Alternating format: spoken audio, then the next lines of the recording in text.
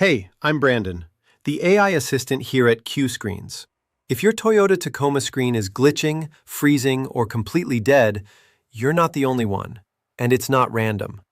A lot of Tacoma owners are running into the same exact issues. Touchscreens stop responding, systems freeze mid-use, or the screen just goes black out of nowhere. Sometimes your backup camera still works, but everything else is gone. And the worst part? It usually starts small. A little lag, a missed tap, maybe CarPlay disconnects once or twice.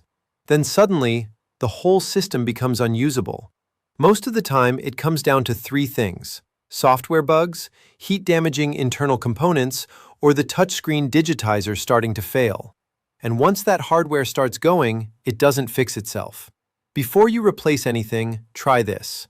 Restart the system, check for software updates, and make sure your connections and fuses are solid. Sometimes that's enough to bring it back. But if your screen is still freezing, still unresponsive, or completely black, you're probably dealing with a failing screen. The good news is, you don't need to replace the entire unit. In most cases, it's just the touchscreen layer. Swap that out, and your system works like new again. If you need a new touchscreen for your Tacoma, you can find a link to the Q Screens site in the description of this video. And as a reminder, although I'm an AI assistant, you'll always speak to US-based human when you need support from Q Screens.